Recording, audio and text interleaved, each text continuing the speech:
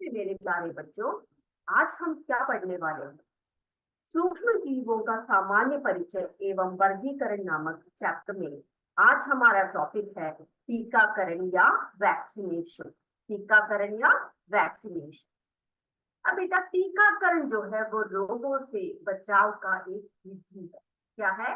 टीकाकरण रोगों से बचाव की एक विधि है। जब रोग उत्पन्न करने वाले सूक्ष्म जीव हमारे शरीर में पहुंचते हैं तो उनसे लड़ने के लिए हमारे शरीर का रक्त प्रतिरक्षी उत्पन्न करता है। ठीक है? यदि मृत अथवा निष्क्रिय सूक्ष्म जीवों को स्वस्थ व्यक्ति के शरीर में प्रविष्ट कराया जाए तो शरीर की कोशिकाएं उसे लड़ने के लिए प्रतिरक्षी बनाती है। ठीक है? और उस रोगाणु को नष्ट कर देती है। यह प्रतिरक्षता हमारे शरीर में सदा बनी रहती है और रोगाणु से हमारी सुरक्षा करती है। तो क्या बताया मैंने आपको टीकाकरण के बारे में? टीकाकरण यानी वैक्सीनेशन होता है ना? टीकाकरण जो है वो रोगों से बचाव, इससे रोगों से बचाव की एक विधि है। तो ये देखो, आप चित्र में देख सकते हो, देखा ना आपने? वैक्सीन है ना? देखा है? आप लोग जब बीमार पड़ते हो तो अस्पताल जाते हो, वैक्सीनेशन लगाते हो। अब हमें पता है जब कोविड सब हुआ, हम सबने जाकर क्या किया? वैक्सीनेशन लगाया है ना? डॉक्टर ने हमें क्या दिया? हमें सुई से हमें वैक्सीन करके दिया ताकि बीमारी और आगे ना बढ़े और बीमारी से हमें बचाव हो सके।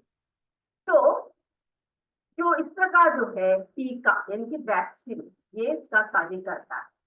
टीका द्वारा रोगों का उपचार, टीका द्वारा रोगों का उपचार टीकाकरण कहलाता है या वैक्सीनेशन कहलाता है। चेचक, क्षय रोग, हेपेटाइटिस, पोलिया और भी बहुत सारे घातक रोगों से हमें जो है बचाते हैं। क्या बचाते हैं? टीकाकरण द्वारा उनको रोका जा सकता है। अब हमारे भारत में टीकाकरण यानी कि राष्ट्रीय टीकाकरण के बारे में हम थोड़ी सी बातें करेंगे। यहाँ पर कौन कौन से टीके लगाए जाते हैं या वैक्सीन लगाए जाते हैं जिनसे किन किन बीमारियों से हमारा बचाव हो सकता है। तो आपने देखा होगा बेटा कि जन्म से ही यानी कि जो छोटा सा एक बच्चा और जन्म लेता है उसी समय से जो है उसमें उसको जो है टीके लिए जाते हैं। ठीक है? तो हम आज जानेंगे कि वे कौन कौन से वैक्सीन है और कौन कौन से उम्र में उसको लगाया जाता है। ठीक है? सब रेडी हो? चलिए हम स्टार्ट करते हैं। तो बेटा, जो उम्र है यानी कि जब जन्म के समय जब एक बच्चा पैदा होता है उस समय, जन्म के समय पर लगाने वाले वैक्सीन के बारे में मैं अभी आपको बताने वाली थी। तो जन्म के समय लगाने वाली जो टीके है या वैक्सीन है वे है BCG। क्या है?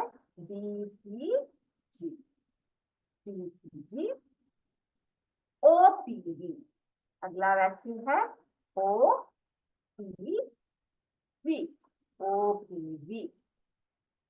ठीक है? और हेमबी, कौन सा? हेमबी। ये जो वैक्सीन है ये जन्म के समय पर बच्चे को दिया जाता है या उसमें उसको लगाया जाता है।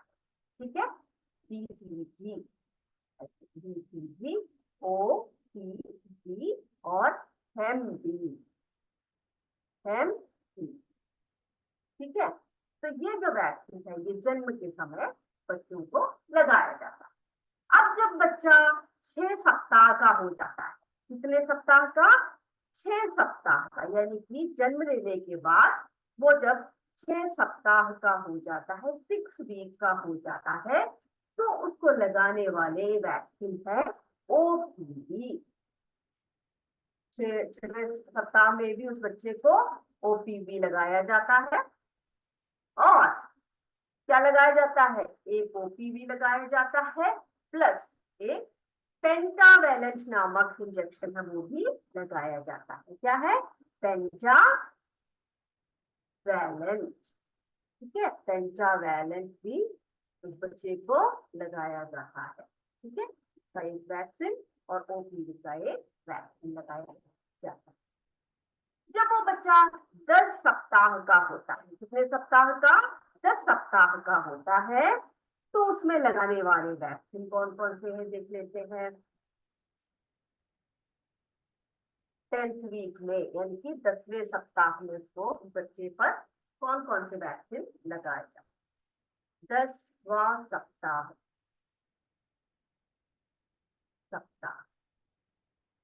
यानी कि 10th वीक में कौन सा लगाते हैं?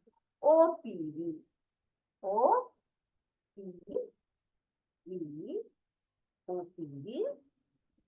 ठीक है, इसके 2 डोज दिए जाते हैं और प्लस पेंटावैलेंट, है ना, पेंटावैलेंट, पेंटावैलेंट, पेंटावैलेंट लगाया जाता है और ये भी 2 डोज दिया जाता है। कितने डोज दिए जाते हैं? 2 डोज दिए जाते हैं। किस किस के? ओपीवी के 2 डोज और पेंटावैलेंट के भी 2 डोज दिए जाते हैं। ओके, अब 14वें सप्ताह में यानी कि 14th वीक, 14वें सप्ताह में, 14वें सप्ताह में बच्चे को ओपीवी, ओपीवी 3 और pentavalent, pentavalent 3 plus IPv, IPv के इंजेक्शन या डोसेस दिए जाते हैं। जब वो बच्चा 9 महीने का हो जाता है, 9 महीने का जब बच्चा हो जाता है, तो उस बच्चे को दिए जाने वाले वैक्सीन है कौन कौन से? ये देखो, 9 माह, 9 माह यानी कि 9th मंथ में उस बच्चे को कौन सा दिया जाता है? मीजल्स का, मीजल्स से खतरा, ठीक है, मीजल्स जिसे हम खसरा भी कहते हैं, उसकी पहली खुराक दी जाती है। मीजल्स की पहली खुराक, मीजल्स की पहली खुराक दी जाती है। विटामिन ई, ठीक है, जिसे हम विटामिन बी बोलते हैं ना हम लोग, विटामिन, विटामिन ए, विटामिन, कौन कौन से विटामिन दिए जाते हैं देखते हैं। विटामिन ए की पहली खुराक, ए की पहली खुराक, पहली खुराक या पहली डोज दी जाती है, पहली खुराक, ठीक है। और जेई, जेई यानी जापानीज एंसेफेलाइटिस, उसकी भी पहली खुराक दी जाती है, जिसे हम शॉर्ट फॉर्म में जेई लिखते हैं। जेई यानी कि, जेई क्या है? जेई यानी कि जापानी एंसेफेलाइटिस की पहली खुराक, पहली खुराक बच्चे को दी जाती है। ये कौन से महीने में दिया जाता है? 9वें महीने में बच्चों को दिया जाता है। उसके बाद 16वां, ठीक है, 16वां से 24 माह में यानी कि 15th मंथ टू 24 मंथ, जब 2 साल का बच्चा हो जाता है तब तक का जो टीकाकरण है, 16 से 24 माह में जो टीकाकरण वैक्सीन दिया जाता है वो कौन से है? वो है DPT, DPT, DPT, DPT booster, DPT booster, OPV booster, OPV, 3 booster, OPV booster, measles की दूसरी खुराक, पहली खुराक तो दे चुके हम लोग 9वें महीने में, है ना। मीजल्स की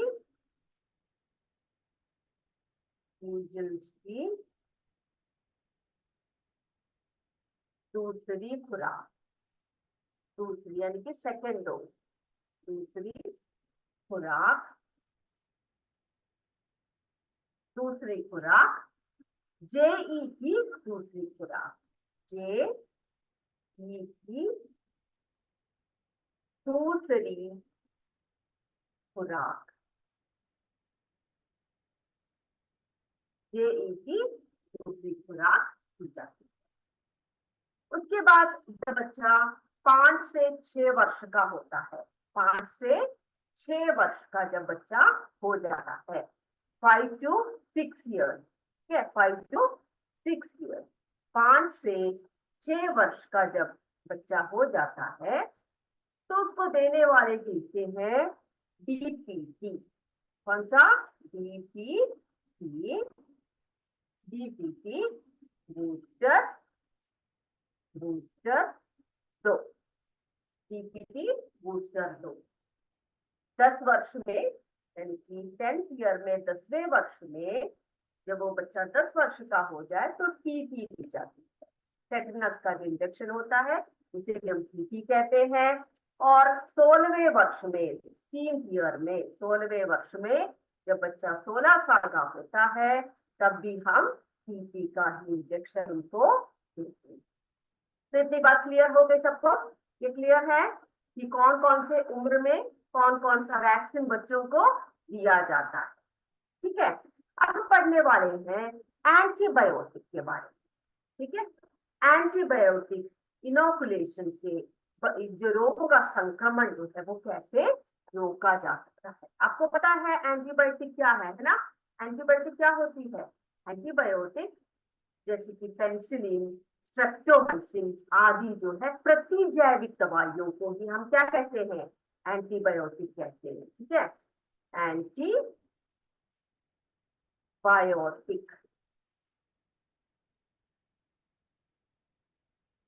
एंटीबायोटिक यानी कि प्रतिजैविक दवाइयां, प्रतिजैविक,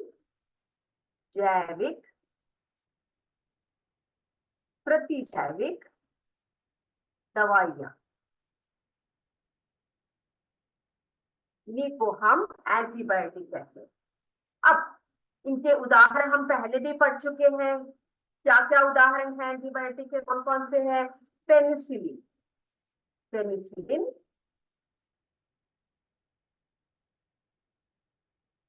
स्ट्रेप्टोमाइसिन, स्ट्रेप्टोमाइसिन, स्ट्रेप्टोमाइसिन, ये हम पहले भी पढ़ चुके हैं। प्रतिजैविक दवाइयां है ये जो है, जैसे कि पेनिसिलिन, स्ट्रेप्टोमाइसिन, ये सब प्रतिजैविक औषधियां क्या करते हैं? शरीर में रोगजनक, ठीक है, रोग उत्पन्न करने वाले सूक्ष्म जीवों के संक्रमण को रोकते हैं। इनको रोकते हैं, सूक्ष्म जीवों के संक्रमण को शरीर से बचाते हैं। ये औषधियां जो एंटीबायोटिक कहलाते हैं, जो प्रतिजैविक दवाइयां हैं, ये क्या करते हैं? ये शरीर में रोगजनक सूक्ष्म जीवों के संक्रमण को रोकते हैं। क्लियर हो गया ये? चलिए, अब अगला एक बहुत ही महत्वपूर्ण टॉपिक हम पढ़ेंगे जो है एड्स के बारे में। एड्स एक बहुत ही घातक बीमारी, हमें पता है, हमने सुन रखा है, ये बहुत ही घातक बीमारी के रूप में हम पढ़ते हैं। ठीक है, तो इसके बारे में भी पूरी जानकारी आज हम ले लेते हैं। अगली जो हमारी जो डिजीज है, जो बीमारी है, जो रोग है, वो है एड्स। एड्स का पूरा नाम क्या है? एड्स का पूरा नाम अंग्रेजी में आपके पुस्तक में दिया हुआ है, इसी को हम लिखने जा रहे हैं। उसका पूरा नाम है एक्वायर्ड इम्यूनोडेफिशिएंसी सिंड्रोम। क्या है? Acquired immunodeficiency syndrome. जरा देख लेते हैं कैसे पूरा लिखते हैं इसको। देखो बेटा, एड्स अंग्रेजी में ऐसा लिखा जाता है ना, तो इसको फुल फॉर्म देख लीजिए, पूर्ण रूप दे दीजिए। ये ऐसे लिखा जाता है, acquired, acquired immuno, immuno deficiency, deficiency, deficiency syndrome, deficiency syndrome. ठीक है। और ये कहना, ये जो रोग है HIV अर्थात ह्यूमन इम्यूनो डेफिशिएंसी वायरस द्वारा होता है, यानी कि एक विषाणु द्वारा होता है। विषाणु को हम क्या कहते हैं? विषाणु को हम वायरस कहते हैं, है ना। तो ये कौन सा वायरस कहलाता है? ये जो वायरस है इसका नाम है HIV। HIV का पूर्ण रूप कैसे लिखेंगे हम? ह्यूमन, ह्यूमन यानी कि मनुष्य, है ना, human immuno, human immuno deficiency syndrome. कैसे लिखेंगे? Human immuno deficiency, deficiency virus. ठीक है, वायरस। ओके। तो एड्स क्या है? एड्स यानी कि एड्स का full form acquired immuno deficiency syndrome है, और ये एक विषाणु द्वारा होता है, एक वायरस द्वारा होता है, जिसका नाम है HIV। और HIV का पूर्ण रूप है human immuno deficiency virus. Clear हो गया ये? चलिए, अब इसमें क्या होता है, इस बीमारी में क्या होता है? इसमें, इस बीमारी में जो रोग से पीड़ित व्यक्ति है उसे रोगों से लड़ने की शक्ति, रोगों से लड़ने की शक्ति खत्म हो जाती है या नष्ट हो जाती है। ठीक है। यानी इसमें जो पीड़ित व्यक्ति है वो क्या होता है? रोगों से, रोगों से लड़ने की शक्ति, रोगों से लड़ने की शक्ति, जिसे हम प्रतिरक्षा तंत्र कहते हैं। क्या कहते हैं? प्रतिरक्षा तंत्र कहते हैं। ठीक है, प्रतिरक्षा तंत्र कहते हैं। अब रोगों से लड़ने की शक्ति, जिसे प्रतिरक्षा तंत्र कहते हैं, वो कमजोर हो जाती है। क्या हो जाती है? कमजोर हो जाती है। ठीक है, कमजोर, कमजोर हो जाती है, कमजोर हो जाती है। अब इस रोग का जो विषाणु है, जिसे हमने HIV बोला था, है ना, HIV human immuno deficiency virus कहा था। ये जो HIV जो वायरस है, जो विषाणु है, वो शरीर के रक्षक जो होते हैं ना, हमारे श्वेत रुधिर होते हैं, श्वेत रुधिर कणिकाओं एवं मस्तिष्क की कोशिकाओं को प्रभावित करते हैं। किन किन को प्रभावित करते हैं? ये शरीर में घुसते ही हमारे रक्षक श्वेत रुधिर कणिकाओं एवं मस्तिष्क की कोशिकाओं पर प्रभावित करता है, जिसके कारण कुछ वर्षों के बाद शरीर जो है सामान्य रोगों से भी अपना बचाव नहीं कर पाता। हमारे शरीर में एक तंत्र है जिसे हम प्रतिरक्षा तंत्र कहते हैं, जिससे कि बहुत सारे बीमारियों से हम बचते रहते हैं ना। हमारे हमारे शरीर है हमें प्रोटेक्ट करता रहता है, लेकिन इसमें क्या होता है कि जो बीमार व्यक्ति है उसके शरीर में जो रोगाणु यानी ये जो विषाणु घुस जाता है, वो हमारे इसको वो नष्ट कर देता है, कमजोर कर देता है, प्रतिरक्षा तंत्र को कमजोर कर देता है, जिससे कि क्या होता है, जो व्यक्ति है, जो ग्रसित व्यक्ति है, वो सामान्य रोगों से भी अपना बचाव नहीं कर पाता है और अनेक बीमारियों से ग्रसित हो जाता है। अंत में रोगी की मृत्यु हो जाती है। एड्स को रेड रिबन द्वारा व्यक्त किया जाता है। किससे व्यक्त किया जाता है? एड्स को रेड रिबन द्वारा क्या किया जाता है? व्यक्त किया जाता है। रेड रिबन द्वारा व्यक्त किया जाता है। इसका प्रतीक इस तरह से दिया जाता है। एड्स से पीड़ित व्यक्ति को HIV धनात्मक कहते हैं, जो पीड़ित व्यक्ति है HIV से, उसे हम HIV पॉजिटिव या धनात्मक कहते हैं। ठीक है, ये बात क्लियर हो गई। अब हम पढ़ेंगे एड्स के लक्षणों के बारे में। अब जो व्यक्ति एड्स से ग्रसित है, जो व्यक्ति जो रोगी है, एड्स के जो रोगी है, उसमें उनमें क्या क्या लक्षण होते हैं, जरा देख लेते हैं। ठीक है, तो रोगों से ग्रसित व्यक्ति में क्या क्या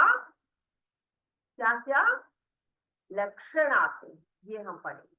ठीक, तो एड्स के लक्षण।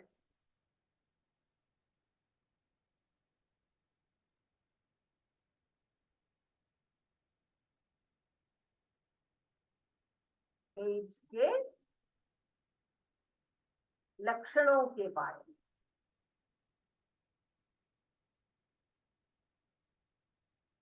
एड्स के लक्षण क्या हैं, जरा पढ़ते हैं। अब पहला, भूख नहीं लगती, भूख नहीं लगती। वजन कम हो जाता है, वजन यानी कि जो वेट है वो कम हो जाता है, वजन जो है कम हो जाता है। फिर क्या होता है, बार बार उसको ज्वर होने लगते हैं, ज्वर यानी कि बुखार जैसा शरीर में हमेशा होता है, ज्वर। त्वचा में ददोरे पड़ जाते हैं। ठीक है, त्वचा पर क्या हो जाता है, ददोरे पड़ जाते हैं, और बहुत थकावट होती है, थकावट, टायर्ड हो जाता है, जो थकावट होती है। और रोगों से लड़ने की जो क्षमता है, रोगों से लड़ने की क्षमता बिल्कुल कम हो जाती है, रोगों से लड़ने की क्षमता कम हो जाती है, जिससे कि वो हमेशा बीमार पड़ता रहता है। और व्यक्ति में निमोनिया तथा त्वचा कैंसर भी ज्यादातर देखा जाता है। क्या क्या देखा जाता है, और निमोनिया जैसी बीमारी भी आ जाती है, निमोनिया जो बहुत घातक हो जाती है कई बार, निमोनिया तथा त्वचा कैंसर भी होते रहते हैं, त्वचा कैंसर, ये सब इस बीमारी के लक्षण है। एड्स के लक्षण, भूख ना लगना, वजन कम होना, ज्वर होना, त्वचा पर ददोरे पड़ना, थकावट होना, रोगी जो है रोगों से लड़ने की जो क्षमता है उसके शरीर में वो खत्म हो जाती है, कम हो जाती है, निमोनिया होने लगता है उसको, तथा त्वचा में कैंसर भी दिखाई देते हैं। ठीक है, ये बात क्लियर हो गई सबको। अब एड्स के कारण तथा रोकथाम के बारे में अगला टॉपिक क्या है, एड्स के कारण तथा रोकथाम, वो हम अगली कक्षा में चर्चा करेंगे। अब जितनी बातें आज बताई वो सभी पढ़कर आइएगा। इसी के साथ आज की कक्षा हम यही समाप्त करते हैं। जय विद्या शक्ति, जय हिंद, जय भारत, धन्यवाद।